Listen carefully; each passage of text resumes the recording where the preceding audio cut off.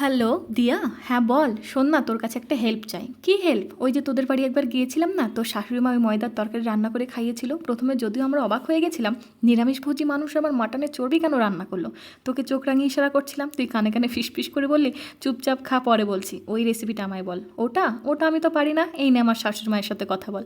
দাঁড়া দাঁড়া বলতে বলতে হ্যাঁ মা বলো। ও কাকিমা, ওই ময়দার তরকারির রেসিপিটা ভালো লেগেছিল খেতে? ভালো কি, অসাধারণ লেগেছিল কাকিমা। আচ্ছা, প্রথমে শুধু জল দিয়ে ময়দাটা মাখিয়ে অন্তত 3 ঘন্টা ময়দাটা ঢেকে রাখবে, তারপর ময়দার মধ্যে জল ঢেলে দেবে। কি, ময়দার মধ্যে জল ঢেলে দেবো? হ্যাঁ, যতক্ষণ ময়দা ধোয়া জলটা পরিষ্কার না হয় ততক্ষণ ধুতে থাকবে।